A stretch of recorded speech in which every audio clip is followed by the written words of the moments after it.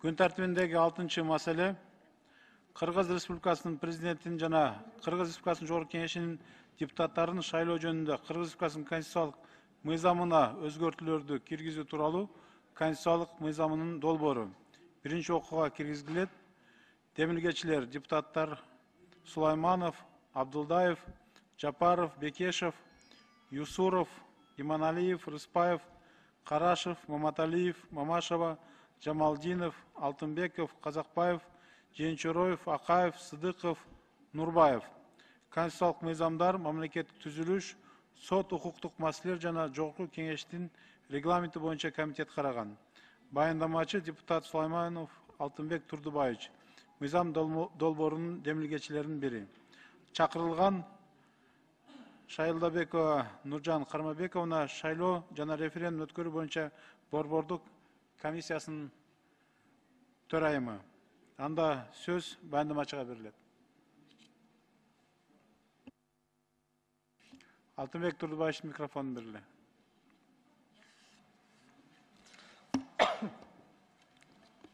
Рахмат. Саламатсыздарбы? Урматтуу төрага, урматтуу депутаттар. Сиздердин карооңуздарга Кыргыз Республикасынын президентин жана Кыргыз Республикасынын Жогорку Кеңешинин депутаттарын шайлоо жөнүндө Кыргыз Республикасынын конституциялык мыйзамына өзгөртүүлөрдү киргизүү тууралуу Кыргыз Республикасынын конституциялык мыйзам долбоорунун концепциясы биринчи окуудан сунушталат. Мыйзам долбоору 2020 жылдын 6 майында коомдук талкууга коюлган. 2020 жылдын 17 июнда Жогорку Кеңештин кароосуна киргизилген. Урматтуу коллегалар, баарыбызга белгилүү болгондой, 2020 жылдын 5-6 октябрь күндөрү элибиз Кыргыз Республикасынын Жогорку Кеңешинин болгон шайлоонун жыйынтыгына нааразы болуп, толкундоо болуп, шайлоо жыйынтыгын жокко чыгаруу боюнча чоң толкундоо болуп, ошонун жыйынтыгында толкундоонун аягы эмне менен бүткөнүн баарыбыз жакшы билебиз. Буга шайлоо механизмдеринин натыйжасындагы партиялык тизменин жабык болгону жана белгилүү бир талапкерге добуш берүү мүмкүнчүлүгүнүн жоктугу болуп эсептелет. Бул конституциялык мыйзам долбоорунун максаты пропорциялдык шайлоо системасынын бир түрүнөн башка түрүнө өтүү. Тактап айтканда партиялык жабык тизмеден партиялык ачык тизмеге өтүү. Преференциалдык болуп саналат. То есть шайлоочу партияны эле гана эмес, партиянын ичиндеги кандидаттарга түз добушун бергенге мүмкүнчүлүк алат, түз шайлай алат. Мыйзам долбоору аркылуу шайлоочуга саясий партия менен катар эле тизмеден өзү каалаган талапкерге добуш берүү мүмкүнчүлүгү берилет. Ошондой эле талапкерлер партияга гана эмес, өздөрү үчүн иштеп, курулай сөз менен эмес, иш менен өз күчүн далилдеп берүүгө шарт түзүлөт. Ар бир шайлоочу тандоо укугуна ээ болуп, өзү каалаган гана талапкерге добуш берет. Азыркы система Кыргызстанда 2007 жылдан тарта парламенттик шайлоо республикалык бирдиктүү шайлоо округунун системасы боюнча жабык партиялык тизме колдонуу аркылуу өтүп келет.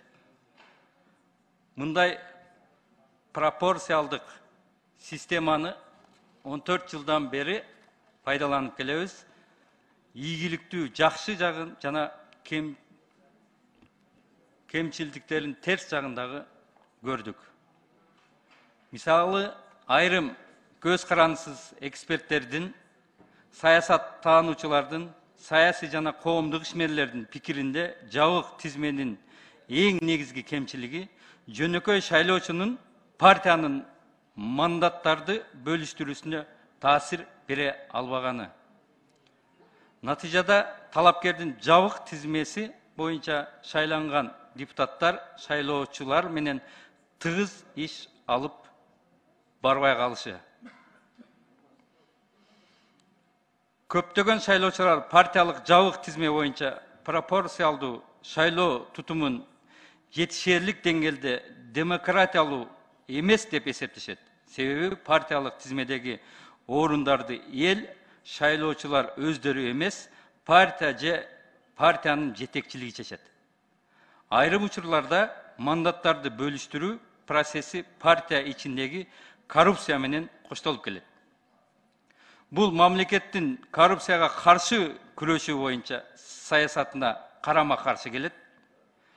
Талапкердин тизмедеги катар номери же жайгашуу кезеги талапкерлерге коюлуучу адамдын партиянын шайлоо фондунун же партиянын кол башчысына берилгендей акчалай түрдөгү салымдын өлчөмүнө жараша болгон учурлар да жок эмес.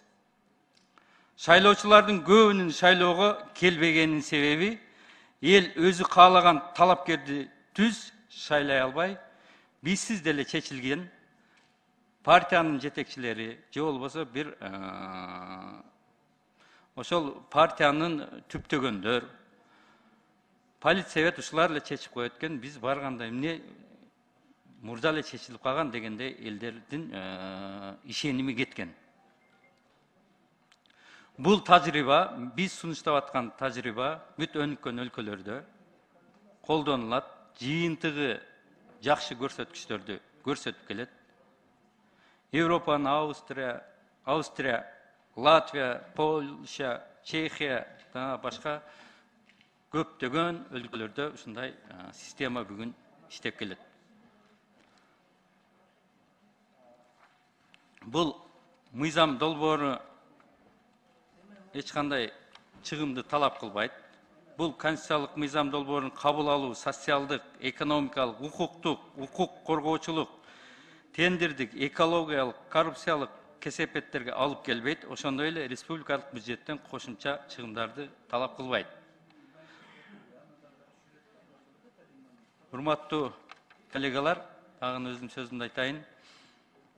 Элдин түз шайлоо укугун өзүнө кайтарып берүү негизги маселе. Көпчүлүк азыр эл эңсеп атышат мандатный. Биз депутаттарды түз шайласак, биз ошолор менен түз иштесек деген сөздөрдү баарыңыздар угуп жүрөсүздөр. Ар бирибиз бүт агитация кылып жүргөндө, элге жолугушуп жүргөндө ушул сөздөрдү угуп жүрөбүз. Ошондуктан жабык списоктон ачык эл өзүнүн татыктуу кандидатын, депутатын өзү тандасын. Эл өзү тандагандан кийин эл өзүнүн жоопкерчилигин да сезет. Депутаттар дагы шайланган жоопкерчилигин сезет. Ошондо жумуш алдыга жылат. Ушул жерге залга келген депутаттар татыктуулар келет. Элдин добушуна ээ болгон. Биз бүгүн билбейбиз, мына 120 депутаттын канча добуш алганын. Ар бири өзүнүн эмес. Сулайманов канча добуш алганын эч ким айта албайт. 136 миң бир бол партия салган, анын ичинде 12 депутат отурат. 12 депутаттын азыр ушулар ушунча алган деп айтып бере албайт эч ким. Бүт партияларда ушундай проблема бар. Артындагы депутаттар, 20га чейинкилер гана мүмкүнчүлүк болот экендигин, артындагыларга эч кандай шанс жок. Ошондуктан ар бир кандидат өзүнүн добушуна жараша ээлик кыла алат. Эл биздин списогубузду талдап, кимдерди депутат кылат, естественный иллюстрация жасап берет. Буну сунуштап көп депутаттарга бул эмени көрсөттүм. Бул жерде 2 птичка болот. Партия, анан ошол жерде цифраны. Бул техникалык бүгүнкү Боршайкомдагы бар асуунун ошол техникалык жабдуулары буну окуй алат.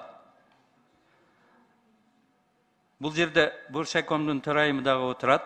Буга бир гана программа, жаңы программа киргизип, ошону иштеп чыгып эле киргизсе болду. Ушул эле бүгүнкү техника менен ушул шайлоону өткөрсөк болот. Негизги бир эле маселе шайлоочуга тандоо укугун кайтарып берүү.